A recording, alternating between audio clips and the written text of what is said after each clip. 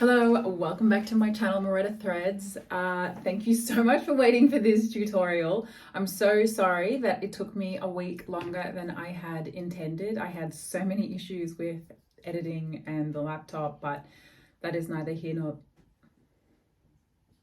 I'm going to assume that you have come here from my TikTok series. However, if you haven't, this is just a tutorial for this bag. It is a free sewing pattern and I have linked it below. It is currently 7:30 on a Saturday night, so I'm very committed to finally finishing this off. I do think it was worth the wait though, because I spent all of my day today creating diagrams to include in the tutorial, and I think it's going to be really helpful, or at least I hope so. Before we start, I will mention that if you are using a leather fabric, it is really worthwhile using those clips that people use when they're sewing. I found I really didn't want to use my pins to puncture the leather. So if you have those, that's a great idea, but you can work around it. I did also get a couple of questions about what kind of fabric you can use. You can use like a lighter weight suede that you get from the shops, a denim, anything like that. It's entirely up to you. Just make sure that when you pick a fabric, if you're going for something thicker, make sure it's a fabric that you know your machine can cop. We all know that the different capabilities of our different machines, so just make sure you're keeping that in mind. When I made this bag, this is a lambskin leather. It's a lighter weight leather, and I know that I could have made this on my domestic machine. However, this is a cowhide, and it was a struggle to do this one, and I could only do it on my industrial machine. I think that covers everything, so let's get into the tutorial. To begin, print page 1 and use that little measuring box to measure 1 centimeter or 1 inch. If that's correct, you can print the remaining pages. From there, I like to stack all my pages together, and then I just remove the right-hand border and the bottom border. By not removing the left and top borders, you have a tiny little bit of overlap, which works as a buffer if you cut too much or too little away. But then you just make those arrows connect to create an X. Do the small tabs of tape first, and then you can go in and do the longer lengths of tape. You can then just cut out your sewing pattern, and then we can move on to cutting out the fabric. Now, for the purposes of this tutorial, I am doing this with calico in case you use a fabric that frays. I did this bag in a leather fabric. This one was a very thick leather, and I could only get away with making this on my industrial machine. However, this bag here that I made was a lambskin leather, and this one I definitely would have been able to make on my normal sewing machine, which I'm using in this tutorial. So when you go to buy your fabric, just make sure that you are purchasing a fabric you know your sewing machine can handle the GSM of. So once you've got your fabric laid out, you're going to make sure you place that on the fold, because this sewing pattern is cut on the fold, and you will cut 2 of them. Now, you will skip this step if you are using leather. However, if you are using denim, the fabric can fray, and so I would recommend using Stabliser, but I wouldn't recommend putting Stabliser over this entire U shape like I have done. I'll explain later as to why I don't recommend that, but instead what I do recommend is, if you look here and you see these 2 little blue dots, that is the start and finish of where the zipper would be placed. So instead, I recommend just doing some square tabs of Stabliser in those segmented areas instead. So again, skip this step if you have leather, but if you use a fabric that frays, overlock these edges. That is optional, but it just avoids any fraying. From there, you'll just get those 2 segments and place them on top of each other, good sides facing each other. I then add some pins in the top, and that just ensures that my pattern pieces are matching up nicely. You're then going to grab your sewing pattern and place that on top. You can see there we have 2 marker points, so I'm just putting a pin in through the top so that I can find that point, and then on the other side I pop the pins through.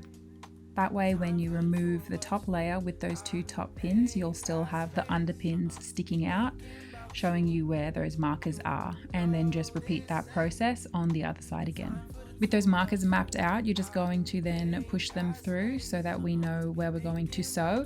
If you are using leather though, the pins might not be working for you, and I would recommend using those clips that people sometimes use for sewing, and then you'll just use chalk as a marker.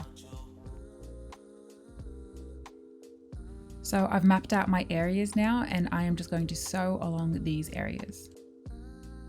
With the two leather bags that I made, the blue one I did at a 1/2 centimeter seam allowance and it made it marginally bigger, so that is an option.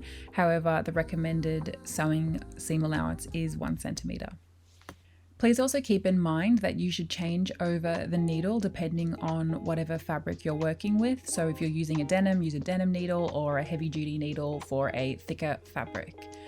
So you can see here, I started off with a back stitch and then I finished off with a back stitch when I got to my little marker point, and then I just repeated that process again on the other side.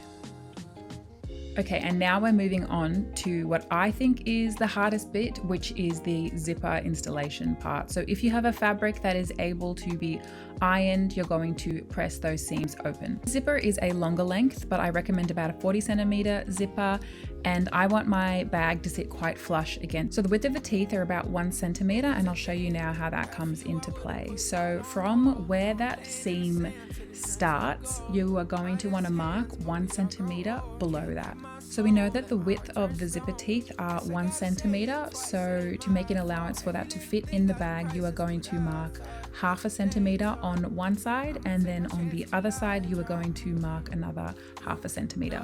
So to install that zipper neatly, we're going to cut out a little notch. Now with the work that we've just done, we have essentially highlighted 3 points, and these 3 points are going to create a little arrow that we are going to cut.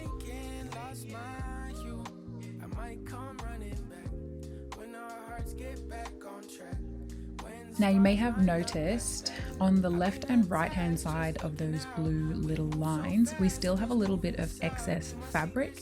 So I'm just cutting through here now. I'm just cutting through one layer of fabric, and that'll come into play later when we're sewing. It just makes your life easier. Now here is that process again for a second time of us cutting those little notches. This is just the other side that we haven't cut yet. And you can see there, I stop cutting to a point and then I have that little bit of excess. So cut through it. You are only cutting through one layer and not two. Now the hardest part of this sewing pattern was figuring out this and then the zipper installation. So hopefully that helped. So now that we're ready to sew, I want you to change over your sewing foot to the zipper sewing foot. You can also see here why it's worth having a little bit extra on the zipper, working with a 40 centimeter zip, because it's just easier to maneuver this. So we have the center seam and we have lined that up with the center of the zip, and then I've just placed a pin through that. Now you have to do this bit manually. So with the foot down, grab the hand wheel on the right side of your machine and just rotate it so that you can get that through to secure it. Once I flip this fabric over here, you can see how that starts to take shape. I then place a couple of pins through on top so that when I flip that on the other side, I can see this is about how much fabric should be sticking out when I sew this bit down. So that looks to me like I'm working with a 2 millimeter seam allowance. Now the point of doing this is because it acts as a guide for us later, and it just means we'll have the perfect balanced seam allowance throughout. And as I sew this, I am just sewing on the very edge of that zipper fabric. So you're just going to do that again now on the other side, attaching it close to the edge with about a 2 millimeter bit of fabric underneath sticking out.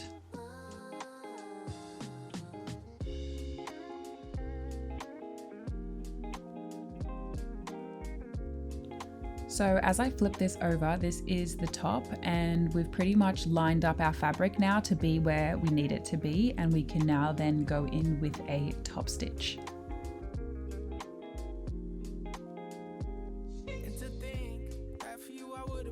Now we're going to continue to use that zipper foot, and you can see there probably on the side, I am using that hand wheel to manually get that needle through. You can't sew through this or your needle will break as it tries to go through the teeth. You also may need to just lift the foot up and maneuver the fabric around a little bit as you go. If you can't get through the teeth, that's totally fine. So once you get to that corner, you will then lift up that foot with the pin down and rotate the fabric. I had a little bit of frayed fabric poking through, which is why I used those tweezers to push that under, but that's also the benefit of using Stabliser. It helps keep these corners a little bit crisper and avoids fraying. Now this process is pretty self-explanatory. Just make sure that you have the fabric really nice and flat and there are no bubbles, because we did do that basted stitching on the underside so that everything was perfectly balanced and lines up. Here is that process just zoomed in, and you can see there the benefit of using a zipper foot like this. It just helps you get as close as you want, and then you can also move the needle around if you want it to be further left, further right. Now this little bubble that we're running into here highlights why we did that step before of that baste stitching. I just lifted up the fabric and made sure it was lying nice and flat, and then that helped fix the issue for me.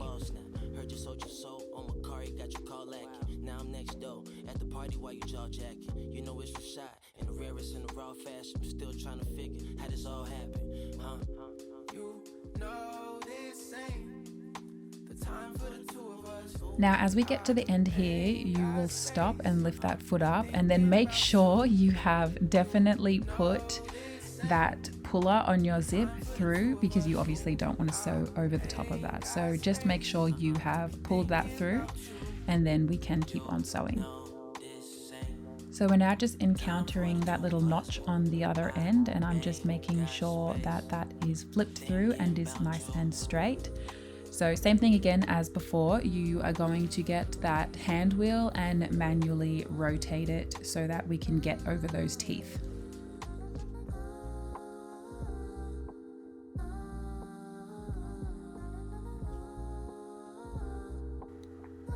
You can see here that I started to have a few issues, so I did pinch the back of that fabric and pulled just to help guide that through.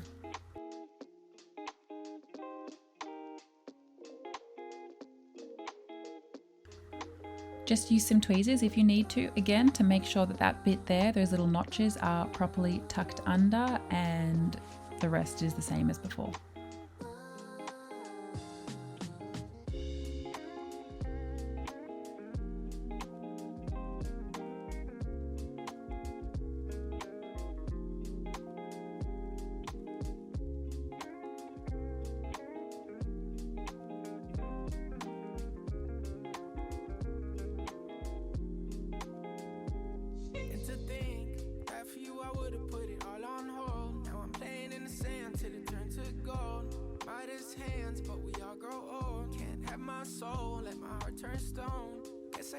Now as I approach the end, which is the starting point, I'm just going to go back over that again, because the stitches may not be as uniformed because of the difficulty we have going through those teeth.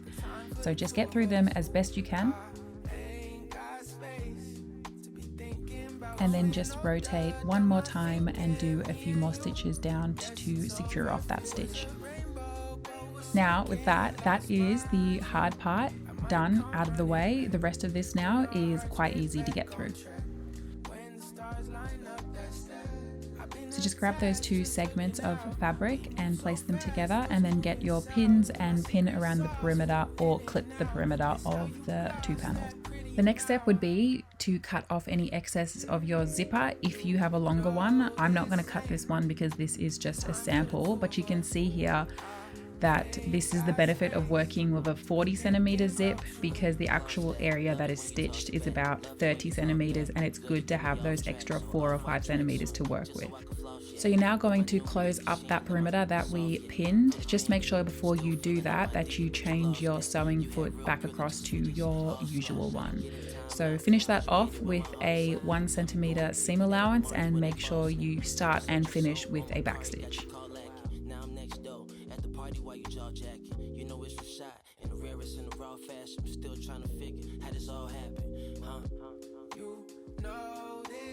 Now this is what you will be left with, and after you've done this, we're towards the final steps. So there are two ways you can decide to finish this bag. If you have a look at the brown leather bag, the finish of this is kind of what you do when you're making seamless clothing, which I'm going to assume most people know. Whereas this finish is what I had to do because there was no way I could cut through those thick layers of fabric on my sewing machine. It was just way too thick to try to get through 4 layers of leather. So if you remember the first markers that we added to this bag, they were indicative of where we started our stitch. So I just want you to do 2 little cuts close up to that point. After you've done that, you can turn the bag inside out. Once you've turned it inside out, you're going to now attach those 2 straps together. So link up where that center point is, and this is what it looks like. That's the center point, and I've gone with a pin through the middle of both of them. However, it's very likely that your fabric is too thick to do this. So make sure that the top of one layer is facing one way and the other is facing the opposite, and then you get less bulk. You still will have a pin in the center of those, and just to really make sure that they meet up, because that will be the top handle of your bag, and you obviously want those seams to connect perfectly. So I then just add a pin onto one side and then the other, and now we're going to take that across to our machine and join them together.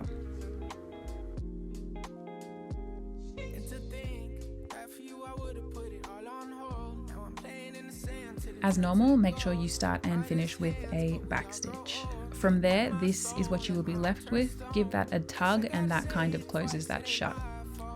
And now we are on to the very final step. So I'm just making sure that those seams are matching up perfectly. So I put a pin through the center of them, pin it all the way around that, and I am just going to do a stitch as close as I can to those little right hand corners.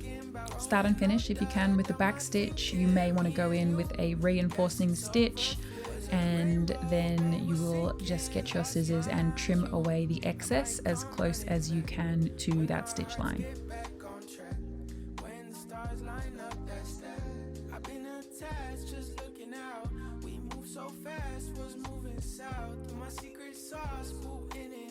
Once you've done that, this is what you will be left with. You can see here, see how that's lifting there near the zip? That's the stabilizer, which I regretted adding in there. So now you know.